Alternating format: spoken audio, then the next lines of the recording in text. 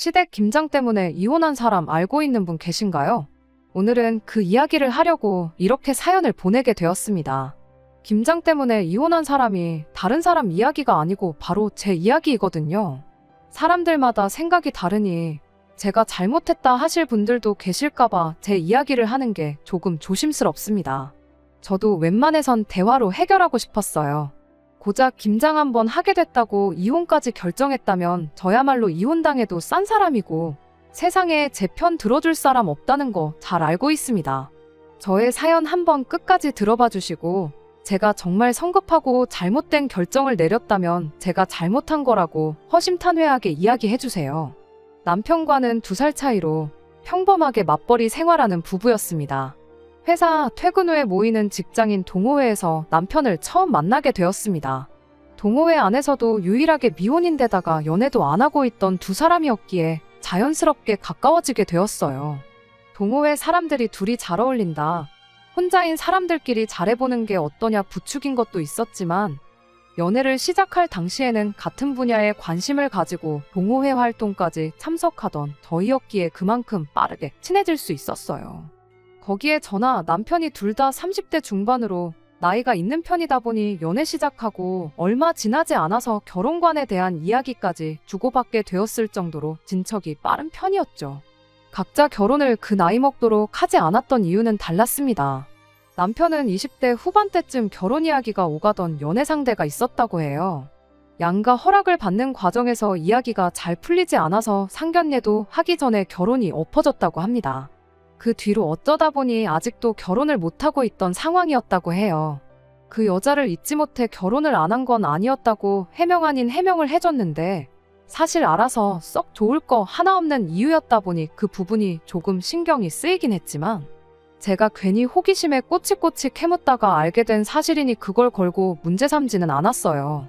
상견례도 가기 전에 결혼이 엎어지게 된 건 당시 남편의 문제도 있었겠지만 시부모님 때문에 그랬다는 걸 깨닫게 된 건 애석하게도 결혼을 하고 나서였고요. 그때 한번 아들 혼사 자리를 망쳐놓은 전적이 있다 보니 저랑 결혼할 때는 식 올리기 전까지 제가 알 수 없게 본 모습을 숨겼던 거구나 싶을 때도 있어요. 제가 결혼을 안 한 이유는 남편보다는 훨씬 단순한 이유였습니다. 그냥 일하는 게 좋았어서 연애도 만남도 뒷전이고 일에만 열중하다 보니 그렇게 되었던 거죠. 제가 결혼에 관심이 없거나 뜻이 없던 건 절대 아니었어요. 친정어머니께서도 제가 결혼만 한다면 아들한테 해주는 것보다 사위한테 훨씬 더 잘해주겠다 하실 정도로 제 결혼을 바라고 계셨고 저 또한 그런 저희 어머니 기대를 저버리고 싶은 마음은 없었어요. 친정어머니가 걱정하신다고 결혼을 해야겠다 생각했던 건 아니었고요.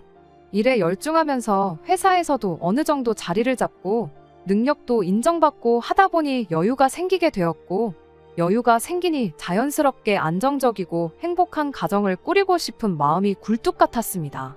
제 앞가림 제가 스스로 할 수 있는 상황에 결혼이라는 게 제가 마음만 먹으면 언제든 할 수 있는 것이라고 생각했는데 막상 회사에서 인정받고 제 가치가 올라간 만큼 상대방이 저를 부담스러워한다는 느낌을 지울 수가 없었어요. 거기에는 제 나이도 한몫했을 거라 생각하고요. 배우자를 선택함에 있어 서로 조건만 따지는 그런 사이보다 연애 결혼을 하고 싶었던 제 욕심도 있었죠. 물론 남편하고도 연애 시작하고 2달도 채 지나지 않아 결혼 이야기가 오고 가긴 했지만 어쨌든 시작은 연애부터였으니 나름 다르다고 생각했고 같은 동호회에서 만난 만큼 취미나 관심 분야를 공유할 수 있었으니 이왕 하는 결혼이라면 마음도 잘 맞는 사람과 하는 게 좋겠다는 생각도 있었죠. 2사람 다 나이가 있었다 보니 양가 도움은 하나도 받지 않고 반반 결혼을 할 수 있었습니다. 남편 명의로 대출이 남아있는 집이 있어서 제가 모아놓은 돈으로 대출금 싹 다 정리해버렸고 공동 명의로 돌린 뒤에 그 집에 그대로 신혼살림을 차렸어요. 남편은 자기가 집을 해왔다고 하는데 대출금에 그 집에 들어간 혼수부터 결혼식 비용까지 액수로만 따지고 보면 반반 결혼한 거나 마찬가지였습니다. 저나 남편이나 벌이도 서로 비슷했고 양가 형편도 똑같다고 할 수는 없지만 노후 준비도 다 되어 있었던지라 정말 결혼하고 둘이 잘 살기만 하면 되는 거였어요. 남들보다 늦은 결혼이었던 만큼 보란듯이 잘 살고 싶은 마음뿐이었는데 세상일 참 마음먹은 대로 되지 않네요. 우리 아들 데려가줘서 고맙다며 간이고 쓸개고 다 빼줄 것처럼 하던 시어머니가 결혼하자마자 180도 돌변하더군요. 그리고 그때 남편이 20대 시절 결혼 이야기까지 오갔던 상대방과 상견례도 하기 전에 엎어지게 된 게 다른 게 아니라 시어머니한테 이유가 있다는 걸 깨닫게 되었고요. 저희 결혼이 액수로만 따진다면 반반 결혼이나 마찬가지였는데 그때 정확하게 장부라도 적어놓을 걸 그랬습니다. 홍기 놓친 아들을 구원해줬다며 결혼만 해주면 뭐든 다 해주신다던 분이 저를 얕잡아보기 시작했어요. 남편 명의였던 집을 공동명으로 바꿨다는 사실을 알고는 그때부터 저를 아들이 이뤄놓은 성공에 밥숟가락 얹어 사는 거머리 취급을 하더라고요. 결혼을 미끼로 당신들한테 한마디 없이 아들 명의의 집을 공동명의로 바꿔놓으니까 좋냐는 식이었죠. 그때는 그래도 신혼이다 보니 남편이 제 편을 들어줬어요. 제 편을 들어준 것도 사실 따지고 보면 아니죠. 사실을 있는 그대로 설명했을 뿐이니까요. 결국 따지고 보면 똑같은 돈 들여서 결혼한 건데 왜 그러시냐며 제 편을 들어줬는데 시어머니는 그것마저도 당신한테 말대꾸 한 번 한 적이 없던 순하디 순한 아들이 여자 하나 잘못 만나서 지 엄마한테 대든다고 받아들이셨던 거죠. 남편이 제 편을 들어주는 만큼 시어머니는 저를 고깝게 보기 시작했고요. 그래도 남편이 중간에서 버티고 있어주니 저한테 더 무슨 소리를 할 수는 없었는데 그걸 유치하게 시집살이로 복수하기 시작하더라고요. 모시고 살았던 게 아니다 보니 직접적인 시집살이는 아니었지만 일주일에 두세 번씩 안부 전화를 하라던가 하는 어이없는 요구부터 연락도 없이 신혼집 문 따고 들어와서는 살림 간섭을 한다던가 잔소리를 한다던가 하는 식으로 말이죠. 그 정도야 어떻게든 참을 수 있었는데 아들 아침밥은 잘 챙겨주고 있는지 검사하러 왔다고 아침 6시에 저희 집 문 따고 들어왔을 때는 정말 참을 수가 없었습니다. 그간 잘 참고 있었는데 아침밥 어떻게 차려주는지 검사하겠다는 말에 쌓여있던 게 터져버렸네요. 맞벌이 하는데 아침밥은 왜 저만 차려야 하느냐고 말대꾸를 했어요. 시어머니도 보통 분은 아니었던지라 며느리가 말대꾸를 한다며 바로 큰 소리가 터져나왔고 아침 대바람부터 시어머니랑 대판 싸우기 직전까지 갔었죠. 남편이 어떻게 시어머니도 말리고 저도 말리고 해서 그날 아침은 잘 넘어갔는데 그날 퇴근한 남편이 그래도 그렇지 그게 며느리가 시어머니한테 할 태도냐. 엄마가 틀린 말 한 것도 아닌데 뭐가 그렇게 불만이냐며 저한테 한마디 하더라고요. 출근 늦을까봐 자기가 나서서 말렸던 거지 그게 아니었으면 시어머니한테 욕 한 사발 먹게 내버려 뒀을 거라고 하는 겁니다. 저는 아침 안 챙겨 먹어도 그만인 사람이에요. 실제로 결혼하고 나서 남편이 아침 안 먹고 나가면 힘이 안 난다고 해서 몇 번 차려주긴 했는데 밥상 다 차려놨다고 해서 저도 같이 밥을 먹거나 한 건 아니었거든요.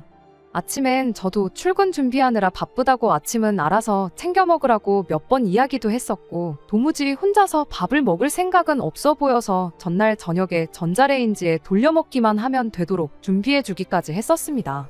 전자레인지에 돌리기만 하게 준비해준 것만 해도 감지덕지 해야 할 사람이 아침밥은 당연히 내가 차려주는 거고 시어머니 말이 틀린 게 없다고 엄마 편을 들고 있으니 엄청 서운하더라고요. 그래서 그때 처음으로 부부싸움을 하게 되었습니다. 남편과는 냉전 상태로 거의 3일 정도 말 한마디 주고받지 않을 정도였는데 그 싸움을 친정어머니가 대신 말려주셨어요. 제 딴에는 너무 속상해서 신세한탄이라도 하려고 친정어머니한테 전화를 했었습니다. 세상에 무조건적으로 제 편을 들어주는 건 역시 내 가족밖에 없구나 싶었어요. 하지만 어머니께서는 그렇다고 평생 남편하고 말 한마디 안 하고 지낼 건 아니지 않냐며 적당한 타이밍에 화해를 하라고 조언을 해주셨어요.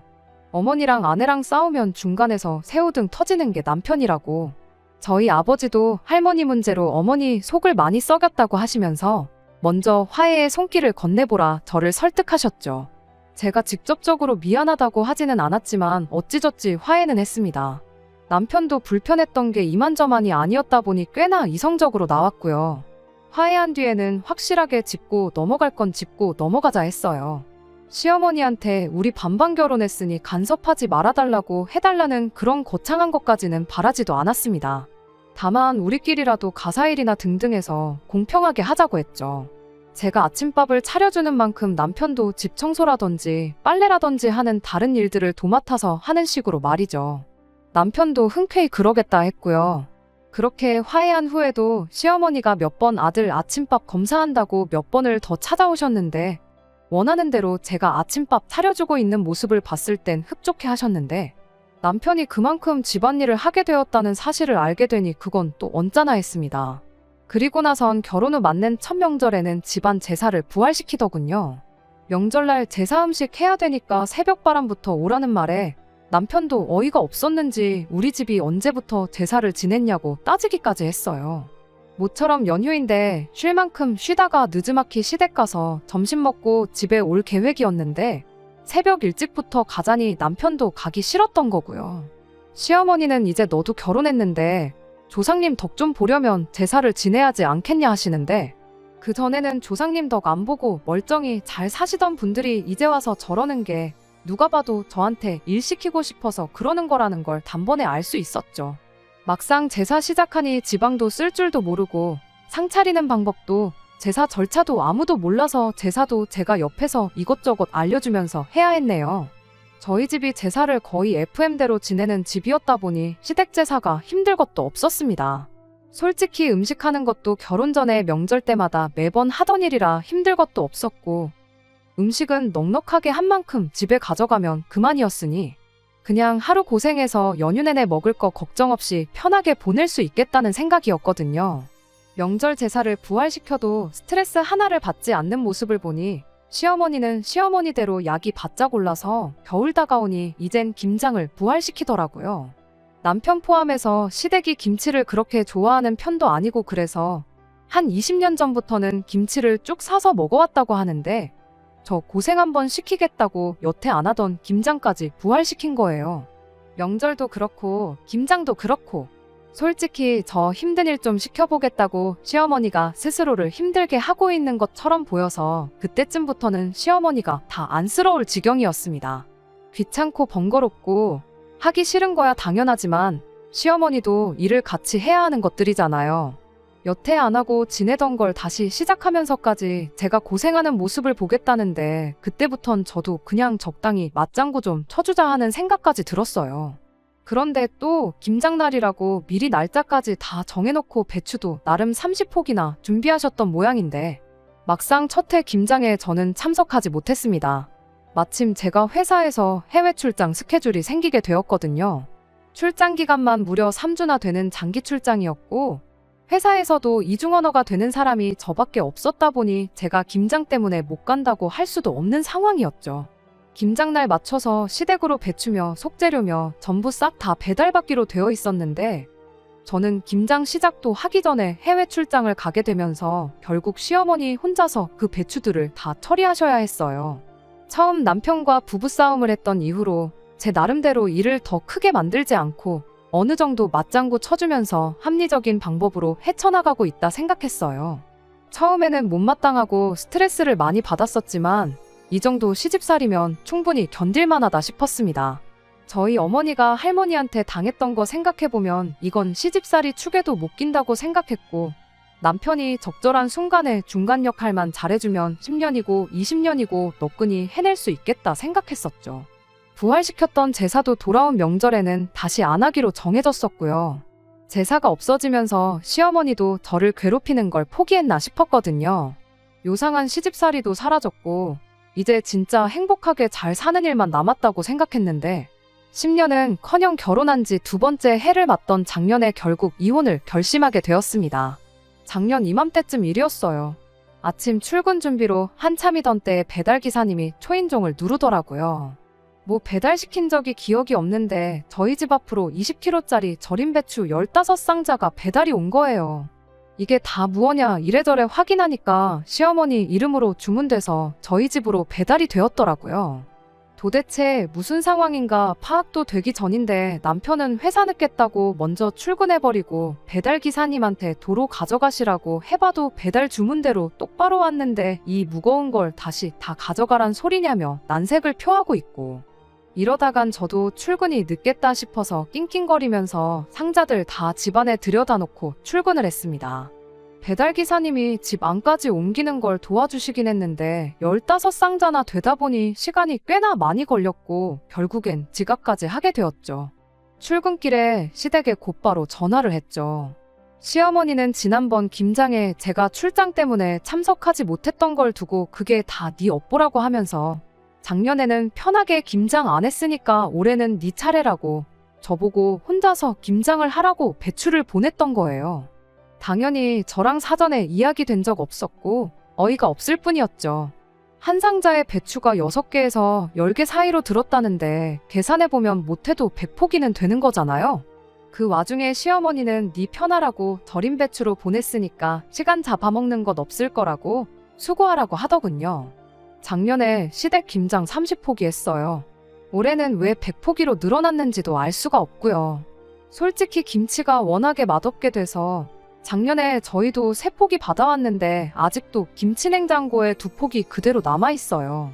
시댁에서 남은 27포기는 어쨌는지 제 알바가 아니었지만 100포기 이거 다 담근다 치더라도 보관할 장소나 있겠나 싶더라고요.